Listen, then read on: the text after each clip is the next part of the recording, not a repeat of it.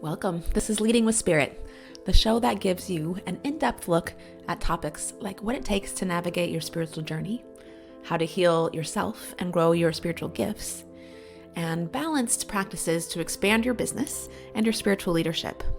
I'm your host, Spirit Bird, shamanic teacher, healer, and author, here to guide you on your journey to becoming your most potent spiritual leader.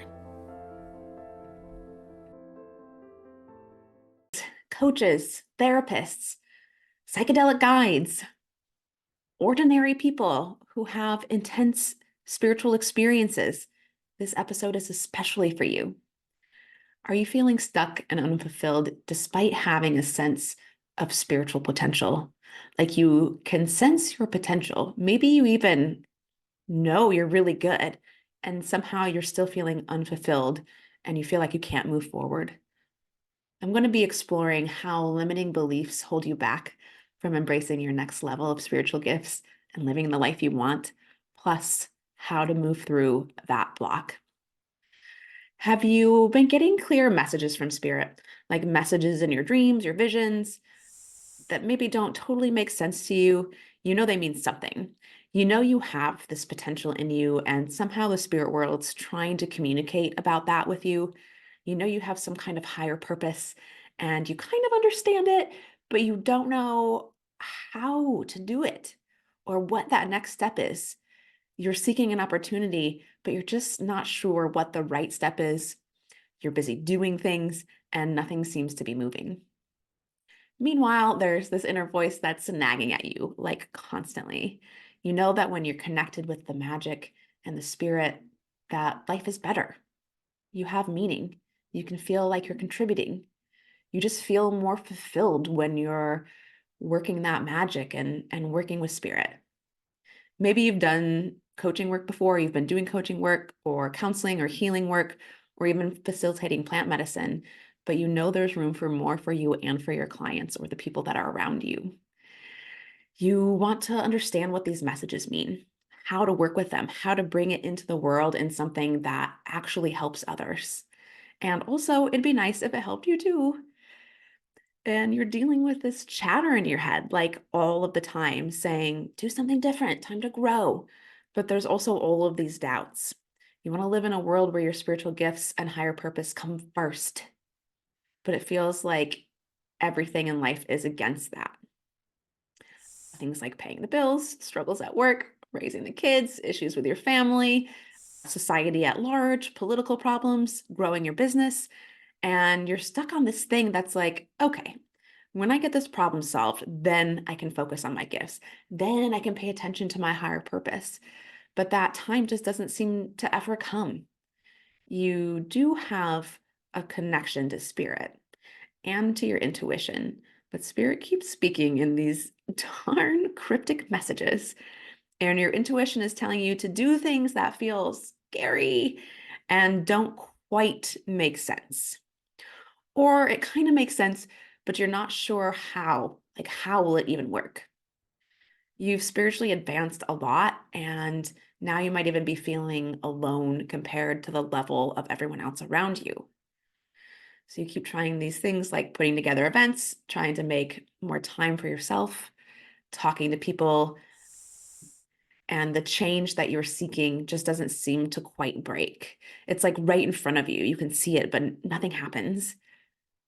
It's not that you're not happy with your life. It's just that there's this underlying potential and it feels like you're being invited into it. You know, somewhere inside you, you have it in you. And these messages and spiritual signs are guiding you to something, but it is confusing and unclear when contrasted with present reality.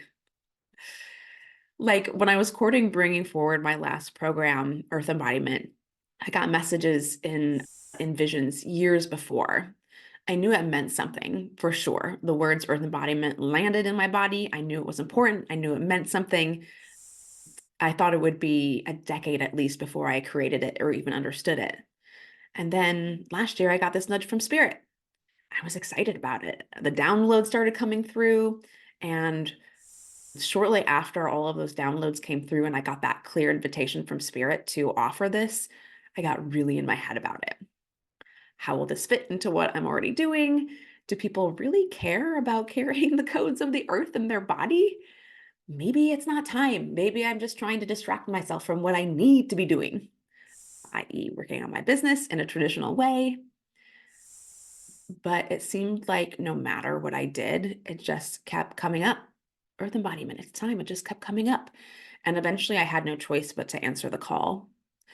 Spoiler alert, people do care about it, and it worked out.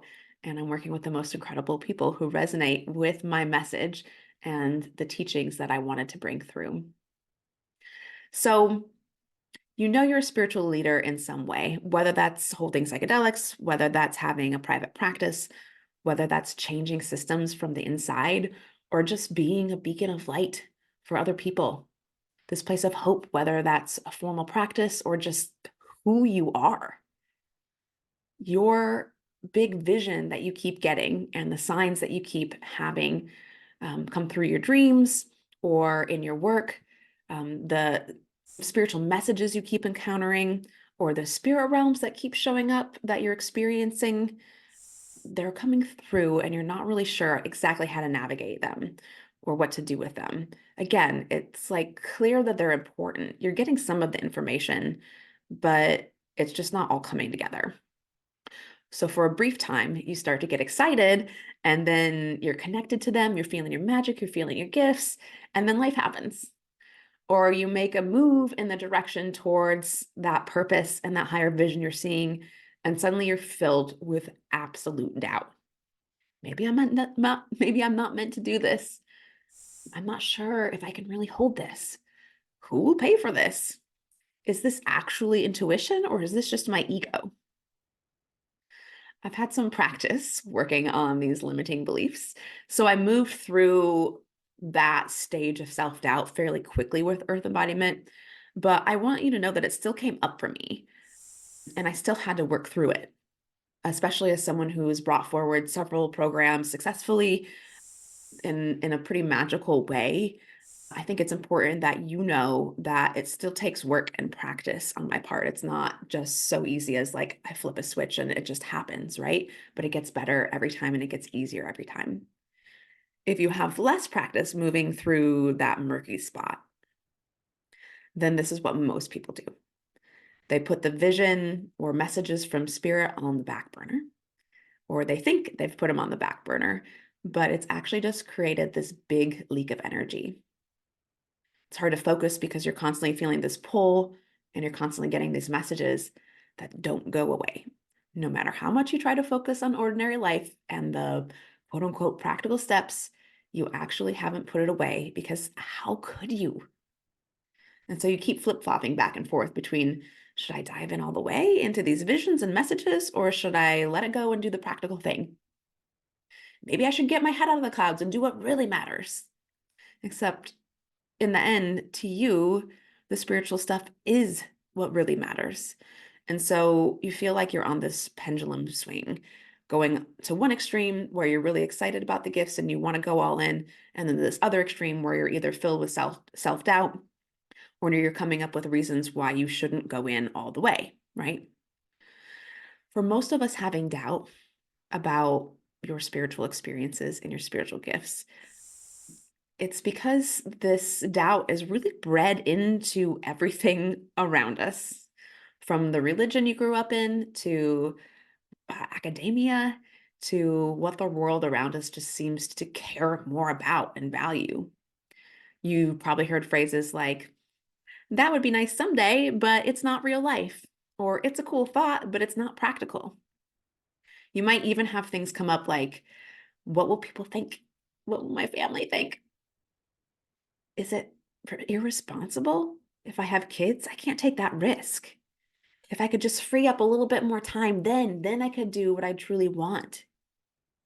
If there wasn't so many horrible things happening in the world, then I could focus more on this.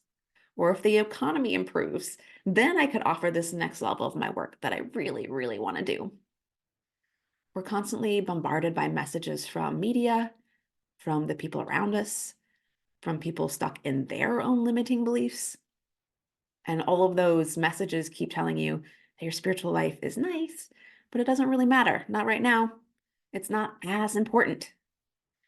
And really, many of us, especially those of us that are healers or identify with the healer path or a spiritual path, many of us also have wounds from past lives and from our childhood that create these beliefs in our system.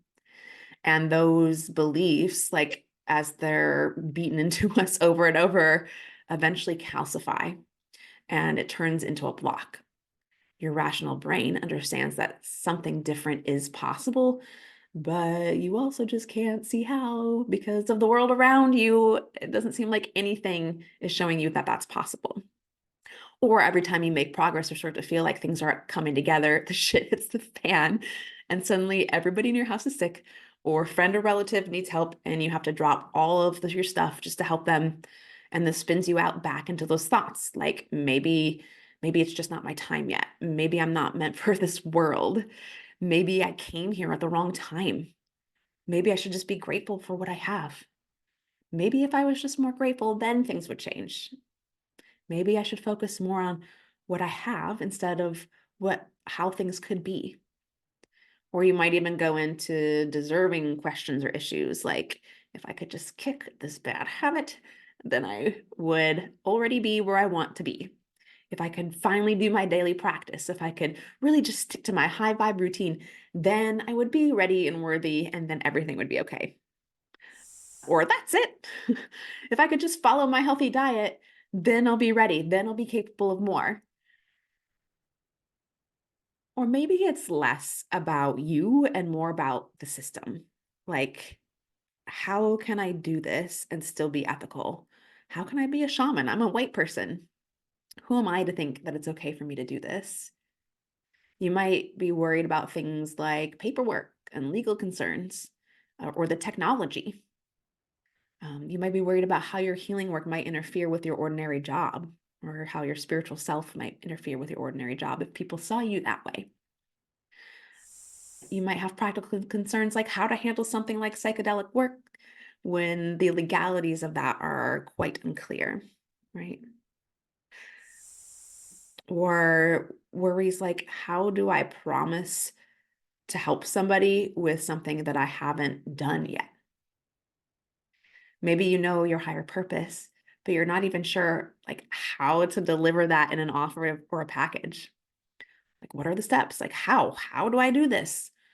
Or or you just keep thinking that it's your marketing. If I could just get the ads going, if I could just change this email for the 15th millionth time, maybe this next post will change everything for me. And so you wait again, telling yourself that you're putting it to rest, but your vision still keeps coming and the desire is getting stronger. And it feels like something is bubbling up, ready to burst out of you. But in the meantime, it's just eating a hole in your heart. This action of trying to put aside your spiritual calling, your spiritual desires until you have more time, until you have more money, until everybody else is taken care of. It's like trying to hold a beach ball underwater. It's taking all of your energy to submerge it, but it just keeps popping back up. When you do this, it's understandable. I mean, you got shit you need to do, like real life stuff, but it still keeps eating at your soul. Now that energy leak is bleeding into all other parts of your life, like feeling dissatisfied at work or being more frustrated with the system. Or you might just be bored with life. Like there's plenty to keep you busy, but nothing is really fulfilling you. Like your career is fine. You might still like what you do, you're still helping people, but you don't really feel fulfilled on a soul level. You're bored and you know there's more magic. So this is a major energetic leak. And unfortunately, again, it bleeds into other parts of our lives, like being dissatisfied with your relationship. Again, you might be more advanced than other people around you, or maybe even more advanced than your partner. And you're not really sure what you're supposed to do with that. So now you're just fighting or you're drifting away from each other. And unfortunately, for a lot of people, waiting or pushing these visions, these messages, this calling down, or pushing it down the road, trying to bury your messages and your desires actually ends up leading to health problems. Like, I hate to say it, it's not a threat. It's just common that that happens. Actually, if you remember my interview I did with this fall with a previous shaman school student, Melissa, that's what actually brought her into this work in the first place. She hit burnout and it led to some health problems. She had some, personal, emotional healing work that she needed to heal. And so it showed up through a physical ailment in her body, and she had to take a break. And it was in that experience that she ended up healing a major block in herself.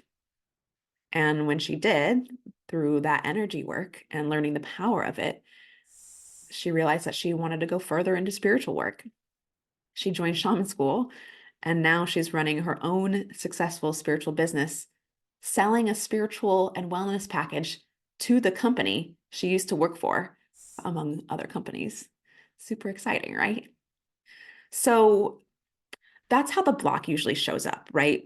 It feels like you can't move forward. It's often coming from external influences, from society, from things we learned when we grew up, from religion.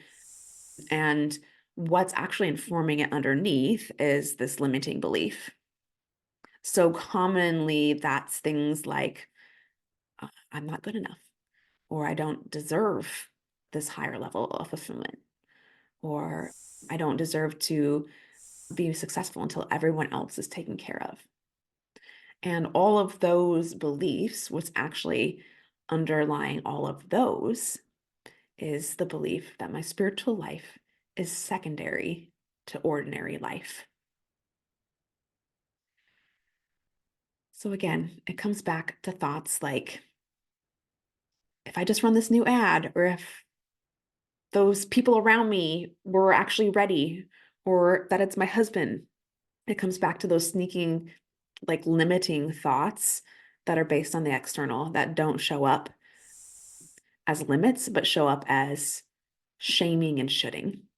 Either you're shaming and shoulding yourself, I should do this, I should do that, or you're shaming and shoulding something or someone else. They should be like this, they should be like that, the system should be different. And all of the things that we think we need to do so that we're actually deserving. It's like this worth is outside of yourself somehow, that it's dependent on you making the next sale or being approved by others for who you are, or getting the life partner, or when you get your life together, whatever that means. This creates this never-ending feedback loop. One of the best illustrations for this, what I would kind of call like this high vibe thinking, and you can pick your poison. It could be like, I should meditate more, or that I should stop drinking. It could be like, I should eat healthier, or if I could just be more grateful, I should be more grateful. I should slow down. I should never be angry.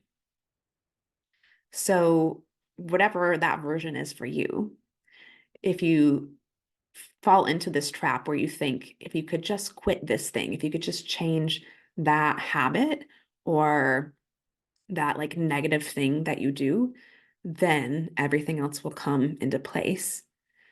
But now you're just trying to force yourself to quit this thing. And in the process, you're basically bullying yourself, telling yourself that you're a piece of shit, telling yourself you can't do anything, telling yourself that you never follow through. This is so like you never follow through, telling yourself you're crazy, that you can't be trusted, which drives down your sense of self-worth and deserving again, which eats away at your core belief, which is that spirituality matters most. It's almost this negative feedback loop. It's almost like it has you do the thing that you're trying to quit as a way to sabotage the new offer you're trying to put out before you even put it out there or halfway through it. So then you subconsciously look at what's happening around you and you try to pin it on that. Like, well, it's problems are happening in my family, or, my work schedule is so crazy. And you go back into this belief that it's just not time and that you need to focus on other things that are more important right now.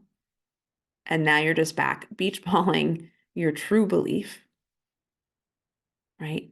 which makes you feel bored and stressed. And then you're back in the loop again, where you try to create this weird external goal to show yourself that you're deserving of it. And it repeats and repeats and repeats. And that's all from this underlying limiting belief that other things are more important than your spirituality. Even when you're really deeply connected to your spirituality, even when you've already, done some amazing things in your spiritual business, or you know how important it is, like it still will come back as a conflict against this like quote unquote ordinary reality. And so that's the challenge. So remember, when that limiting belief is underneath what we do, it's going to be driving everything we do. And so a lot of this inner thinking and inner bullying are actually messages that we got when we grew up, that we've taken on as our own voice. I do a lot of telepathic work. Almost every client that I've worked with has a voice in their head telling them mean things, and that voice is not them, and they don't even realize it.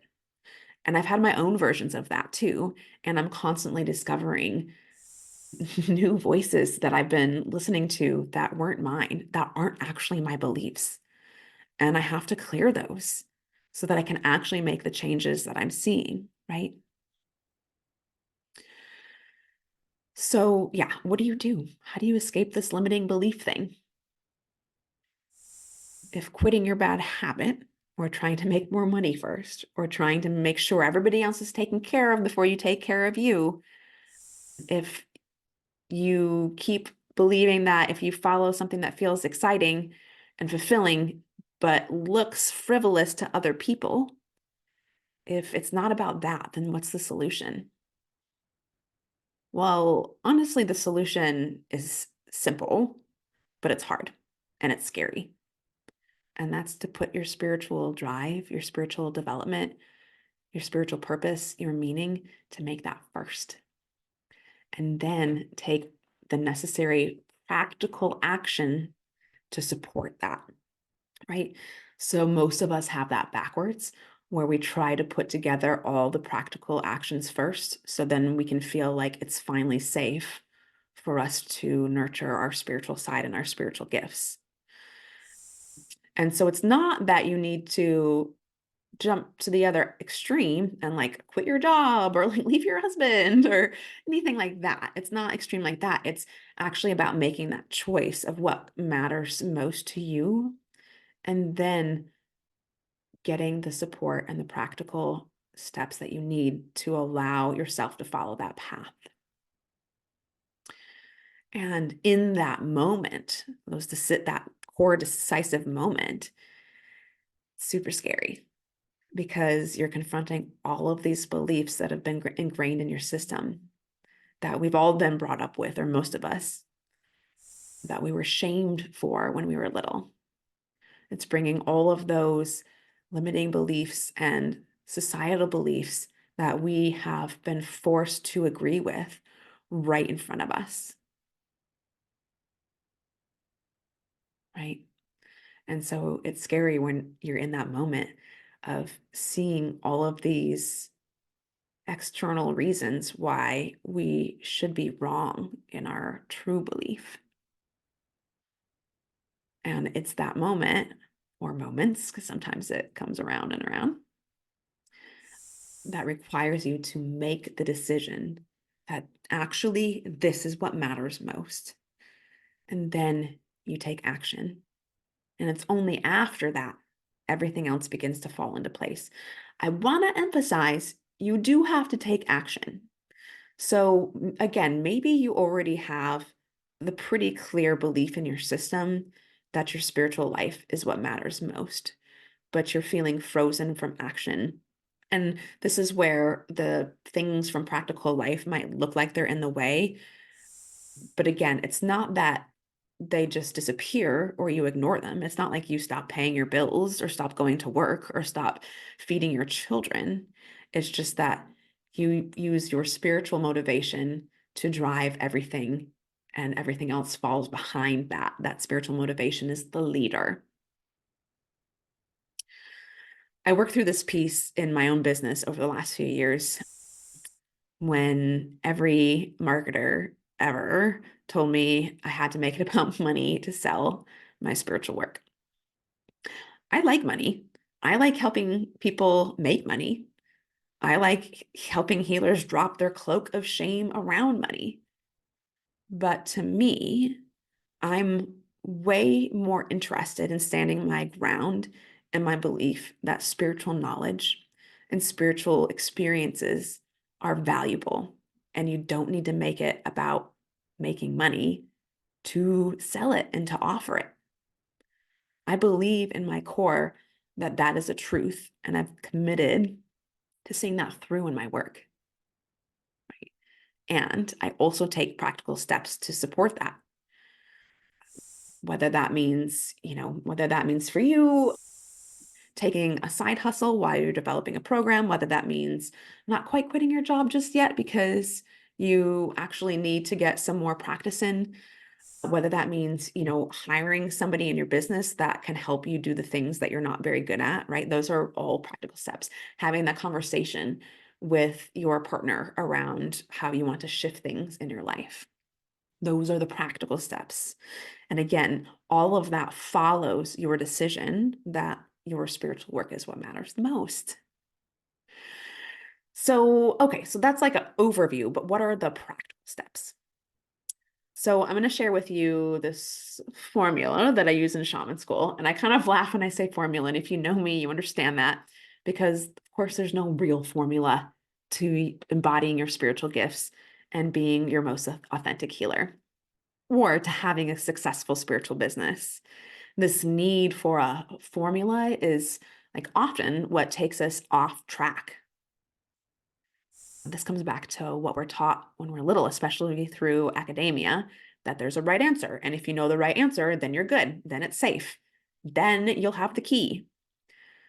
But I do find, so it's not a formula, but I do find that these 4 steps, or what I often call layers, are instrumental in making changes that you want to see in your life.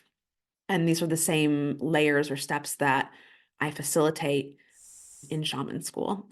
But I want to go into them again because I've seen it work over and over again. And it goes along with, I guess I'll say, because it's not a formula, it's not like it's a step 1. And then once you get step 1 done, then you can move to step 2, and then you can move to step 3. But it's more about that all of these things, all of these layers that I'm about to share happen simultaneously. And when you're constantly engaging in each of these layers, that's where you really grow, right? That's like how you grow and embody yourself and embody the new paradigm, the new beliefs that you really want.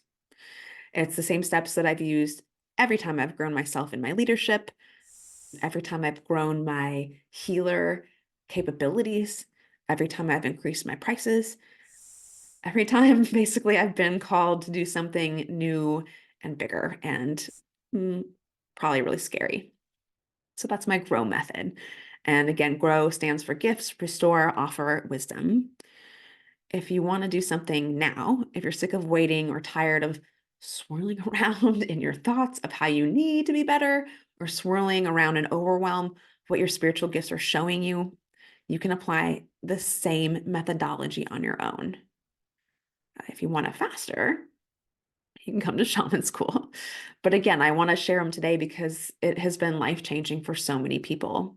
And so again, if you're tired of struggling through it on your own, or if you feel like the messages from spirit are intensifying and you don't have clarity, or you do have clarity, but you're still scared, then shaman school will take you further and faster with this method, along with helping you develop your practice in an ethical way, offering deep spiritual teachings and deep spiritual embodiment. But you can apply the same methodology to the problem you're facing in your daily life. So let me go into that just a little bit more. And I'd like to start with the first layer, which is grow. So the simplest way to grow your spiritual gifts is to begin to talk about them. That's a really big thing for a lot of people. Now, maybe you're already pretty advanced. Maybe you're already offering your work, but there's this new iteration of your work, which means now you're needing to unearth this whole other part of you, and you're seeing and you're knowing, and you are needing to express that part of you. And that's scary too, even if you have been doing your spiritual work for a while. And again, I went through all of this when I started shaman school, and then again when I started earth embodiment. And I'm going through it again now as I'm putting together a higher level workshop with working with spirits in plant medicine work. And I'm like, whoa, can I really say that? But there's no way around it. Like, can I really do this? And I feel like there's no way around it. You can't not move forward. So you can do that in a safe container, like shaman school or spiritual program or women's circle, where you're met with people that can understand you and give you an opportunity to develop your spiritual gifts on a deeper level. And it's because it gives you this safe space to start sharing it with people that are close to you. You'd be surprised again, because because I've worked with a lot of folks that have been on a similar path, how many of us have been indoctrinated or have childhood trauma around our gifts.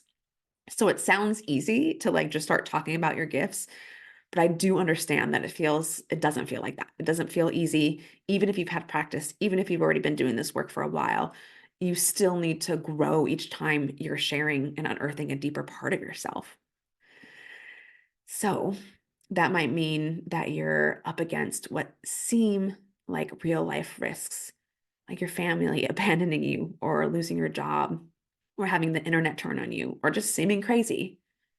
But more often than not, when you actually open up and share your spiritual experiences and your spiritual seeing, not from trying to prove yourself, right? Like not from trying to convince others or trying to convert others, but just from this like authentic place of something that was meaningful, or even something that you're experiencing that you feel confused or vulnerable about, even. You'll find that most of the time, actually, people will meet you there. You'll find that most people actually have a shared experience like that too. And you just opening up that part of you allows them to access it and open it up too. Now you've created this whole other point of connection that you didn't know was there before, and they didn't know was there before. And I see this in my programs all the time, in the groups where most people are already sharing their spiritual experiences, and it's safe to do it here. And then somebody shares something that's even deeper than what they normally share, and it turns out somebody else in the group is a complete match for that, and it opens the field up for everyone. Or somebody else's seeing validates the seeing that you've had but that you've been afraid to share. Or you find out there's actually been a collaboration waiting to happen, and it just took one of you to start speaking, just sharing your vision or your spiritual experiences. So that's all about the grow part of the grow method, growing your spiritual gifts. And that practical step is talking about them. Again, even if you have done this work for a long time, even if you're not new to this, even if you already share your spiritual experiences, your next level, your next step is sharing the part of you that you want to hide the most. The next step or layer is restore. So this is also the next step or layer for you if you're working on moving through this block and limiting belief. And restore is all about doing the inner work. So I believe that largely how we experience things in our life is based on what our beliefs and experience is inside of ourselves. I'm not dogmatic about this. This is where I probably stray from the pack a little bit. I believe that we're both responsible for our own experiences, and also we are part of a collective. There are external forces that influence or change or at least come into contact with ourselves. There are things that happen outside of ourselves that are beyond our control. So it's not that if there's something in your life that isn't perfect, it's because something's wrong with you inside. The idea going around the spiritual world is that if something is wrong with the world or your life, it means there's something wrong with you. And that's bullshit. But there is always opportunities to excavate and work on pieces inside of yourself. I've been doing this work again formally for over 15 years, and I still uncover things that I never realized, I believe, or tap into experiences that I didn't realize were influencing me so significantly. And actually, I have a great example of that in episode 71, Overcoming Insecurity with Ancestral Healing. I walk you through a great example of, look, I've been doing this work for a while and I can do a lot of healing work on my own. And also, I needed help with this. And there was this huge seeing that I never realized was influencing my day-to-day life so much. And if you've experienced shamanic work or energy work or psychic work, I mean, pretty much all of the spiritual gifts do fall under shamanic work. But if you've experienced them in any way, then you know for sure how significant one small internal shift is through receiving that kind of work, through receiving shamanic healing or energy work, and how it ripples out into the world around you so profoundly. Actually, again, this makes me think of Melissa, and that actually I think is episode 72. It's Spiritual Business Success Tips. And so, like I said, Melissa was doing that self-healing work, and it was super important. And during her experience in shaman school, one of the things she was trying to move through in her personal and professional life was feeling like they were separate, that she had the spiritual side and then she had her business side, and they couldn't interact. And we did one healing session that helped her integrate the two. And boom, there she was, not long after, again, running her own spiritual business, selling holistic work to the company that she used to work for. So, right. So, like, that one simple shift can change everything. And it's funny, I can't tell you how many times I've actually had somebody either courting shaman school or even in shaman school, and suddenly the chaos of life hits them and they're talking about how they want to pull out or that there's too much going on right now and so they can't join even though they really want to. And it's like, oh, but I'm just too busy and I can't do this. I have other shit that I need to do. Can I come back when I have my life more together? And every time, I mean, this has happened every time that your life feels like chaos. And if you're telling yourself you need to get it together before you can do this thing that spirit is nudging you to do and calling you into, it means that you need to do it even more. So even when you're going through that divorce, or when you've had the death in your family, or you're having the midlife crisis, it means that this is even more important. And every single time that person that was concerned about it will come back around and say, thank you. Thank you so much for insisting that I stay. You're right. This is exactly what I needed. I didn't know how I would get through this without that support. Right. And so all of that is coming from working through the process of restore. That's again, that inner work and that healing work. Everything from redeveloping your confidence, healing childhood wounds, soul retrieval work, working on boundaries, balancing masculine, feminine, all this stuff is part of that inner work that even the most subtle change can ripple out and completely change your life.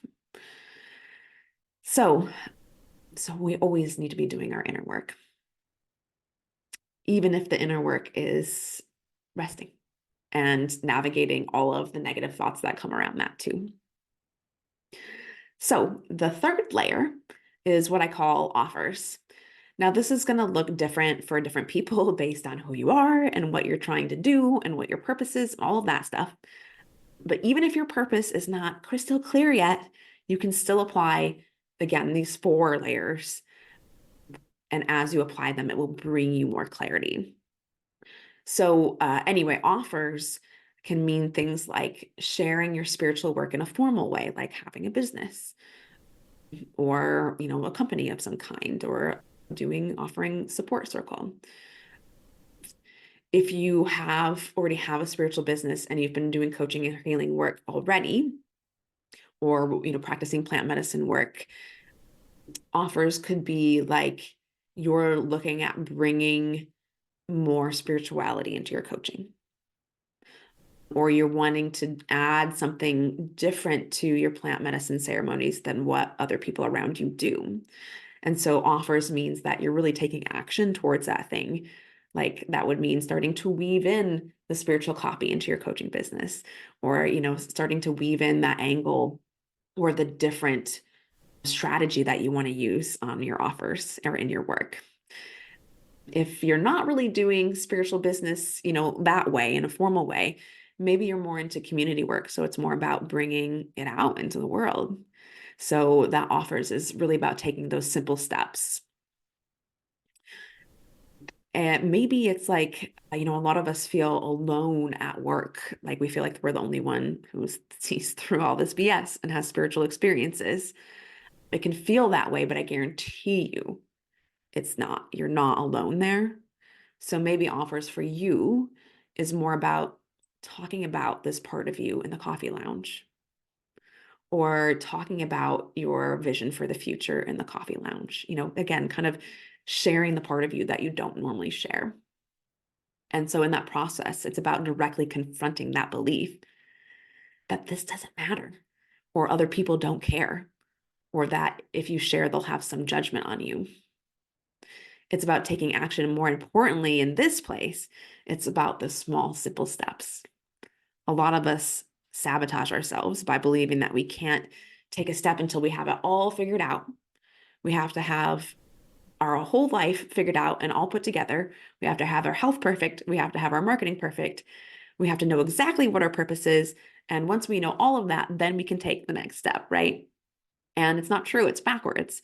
It's more about taking those steps and letting all of the puzzle pieces come together at the same time, and gathering more clarity with each step that you take.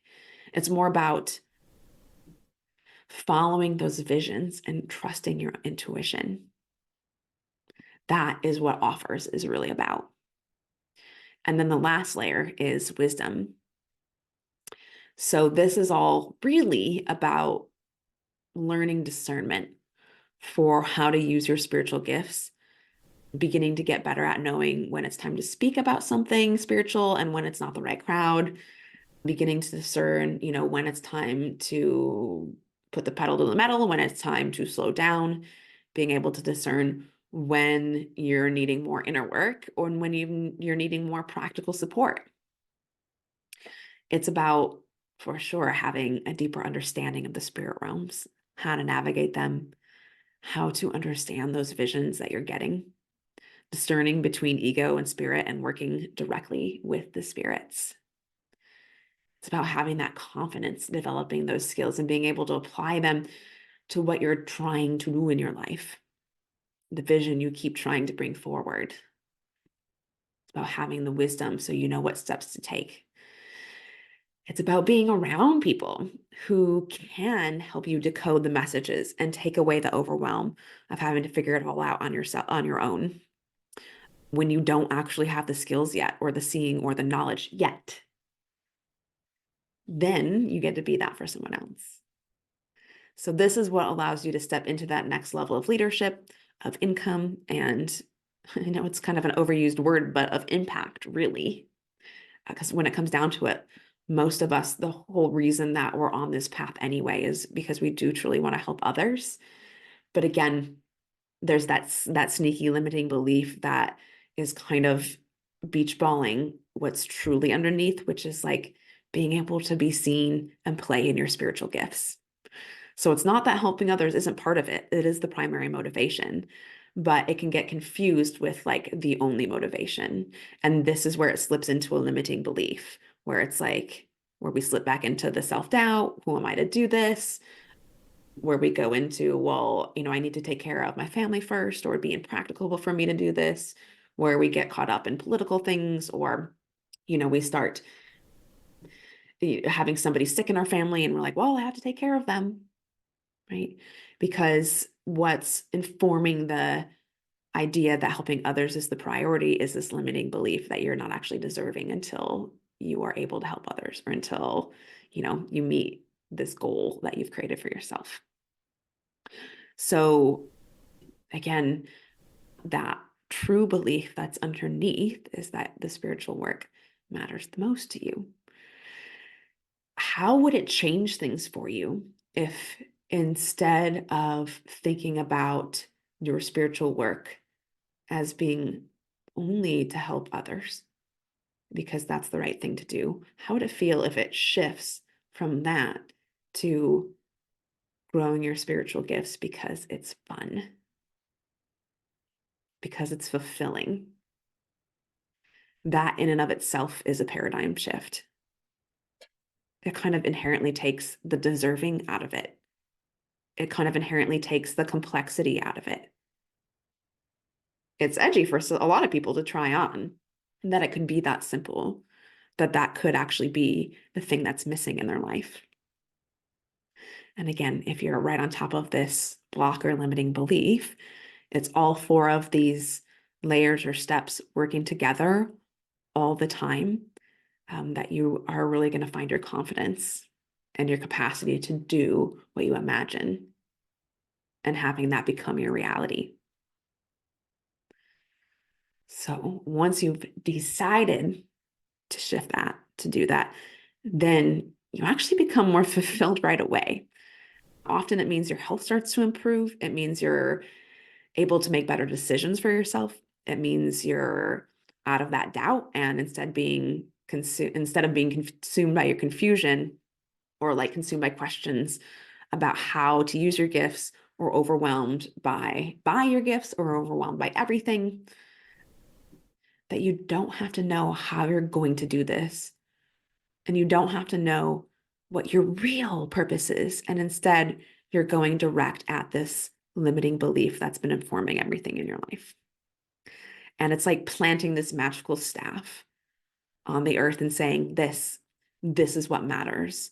And then life begins to shift around that decision. It doesn't necessarily mean drastic changes, and most of the time, it's really the micro changes adding up. And that's where this method really makes a difference from those tiny changes that you make from kind of constantly practicing all four of these things. You follow the four primary steps. You grow your spiritual gifts. You do that inner work and self-restoration. You offer yourself and take action. You have the conversations with people about your spiritual experiences, or you put out that new offer that you would love to be doing. That's really what you care about the most. And taking those intentional steps into growing your leadership, your knowledge, your wisdom, your experience. My vision for myself, like my personal vision and the vision of Holton Healing Arts, is a community of empowered individuals living in alignment with their purpose and making a positive impact in the world using their gifts. Grow your gifts and share them with the world.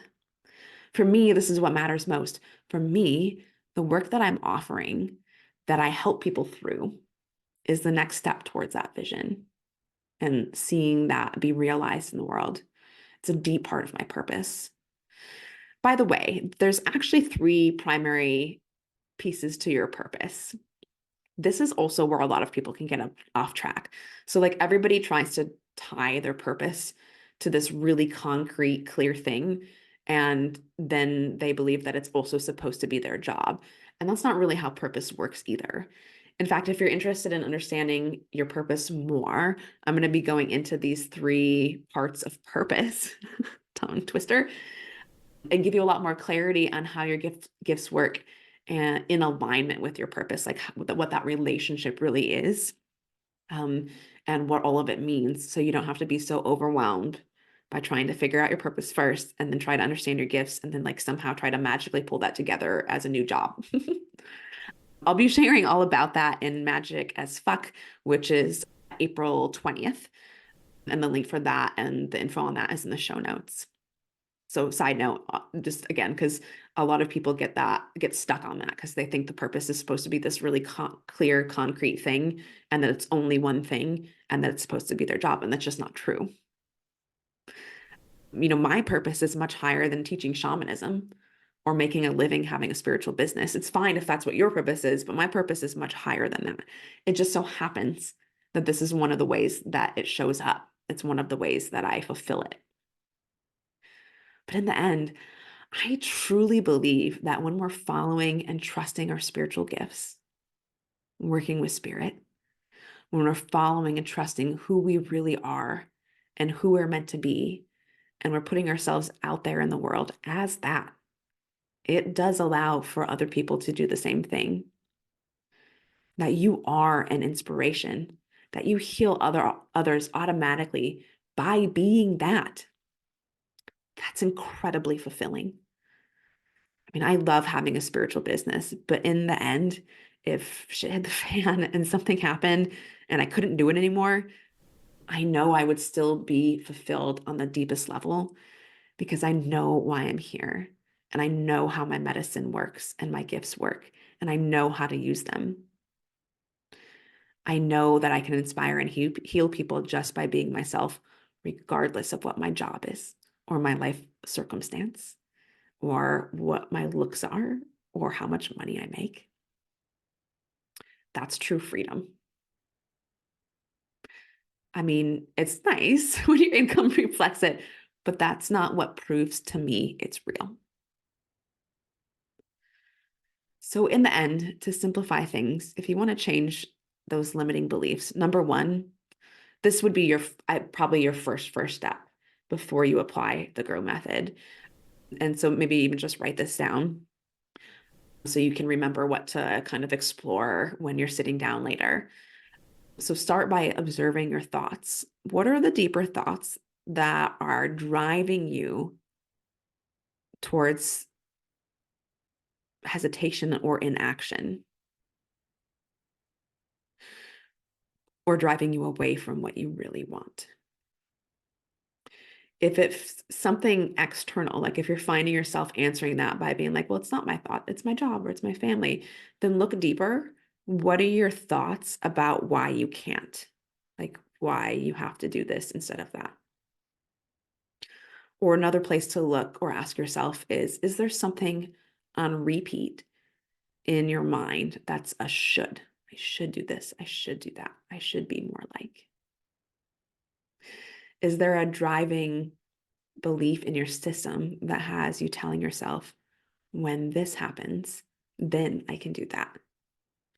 So it will help a thought if you can isolate that, because it gives you something clear to work on reversing, right? It gives you the actual limiting belief to reverse.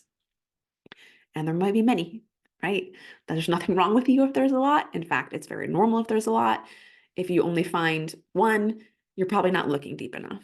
And it's not because you're bad or because you need, something's wrong with you. It's just the way it is. It's just there's so many beliefs ingrained in our system that aren't true that we are operating on, again, no matter how advanced you are. So this allows you to completely change your paradigm from within. Don't be attached to external validation. I know it's hard, but you can't be attached to external validation. This is something you need to feel deeply in your core. And again, what can support that and moving that block in your system and moving into that new paradigm are those 4 layers of the GROW method: growing your gifts, restoring yourself, offering who you really are, and intentionally developing your wisdom and leading from there.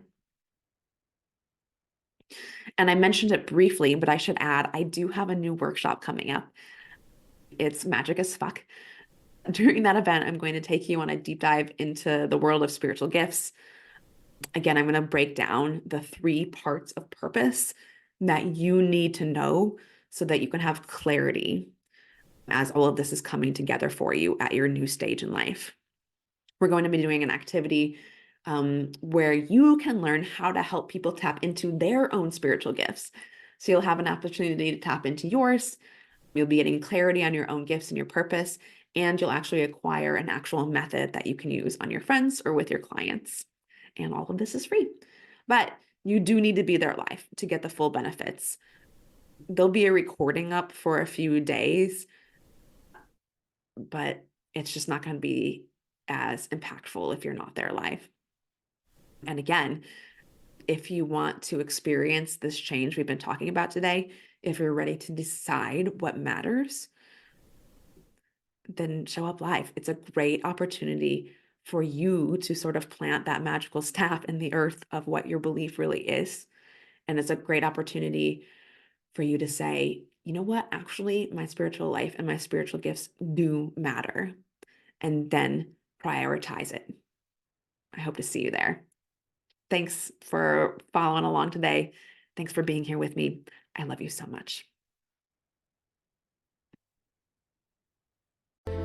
Have you been hearing the call to expand your spiritual gifts and step into your next level of conscious leadership? If you're a coach, healer, or a spiritual leader, you can learn more about Shaman School and growing your spiritual business on our website, holtonhealingarts.com, or send me a DM at Holton Healing Arts.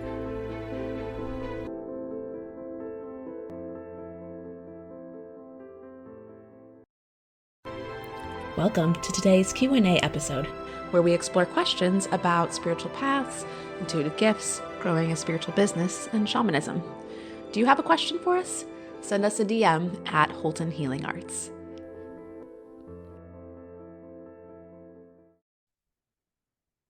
This question is from one of our newest Leading with Spirit Facebook group members, and he says, I follow some of the shamanic path, but I'm also a follower of Christ. Is that a conflict? And short answer, of course, is no. It is not, at least not for those of us on the shamanic path. But I'm so glad that he asked, because this is a common concern for a lot of people that have been brought up in a Christian or monotheistic community. And, with so much that has changed in the last several generations, there are so many people, especially in the United States, that feel really alone because they feel like they're between these two places. They grew up in the church. There's a part of Christian belief that they identify with and they really love. They're followers of Christ, but they don't buy into everything that the church teaches. And so they feel alone, like a little bit of an outsider there. But on the other hand, in the New Age community, they still want to show up as a Christian. They still have a deep relationship with Christ and with the Christian church, not just Christ consciousness, but with Christianity itself. And so the spiritual community actually judges them for having those beliefs too, which really isn't fair on either side. And it's just another demonstration of how much of our worlds are merging together to try to create a new thing. But the short answer for you is yes, at least from the shamanic perspective, it's not really religion. There's no separation in that way. There's no dogma in that way.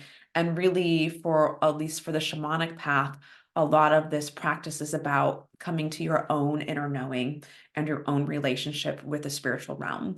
So where a lot of religions have an intermediary or a person that sort of speaks for God, within shamanism, it's more about you developing your own relationship and going through your own healing journey so that you can find your own beliefs and really own them and honor them and not have to fall prey to being to the reaction of the external world and the community around you. I hope you enjoyed this episode of Leading with Spirit. If you did, please share the link for this episode with your biggest takeaway, tagging me at Holton Healing Arts. It would also support me if you subscribed and left a rating and review of the show so we can support more people living their highest purpose. Until next time, journey on.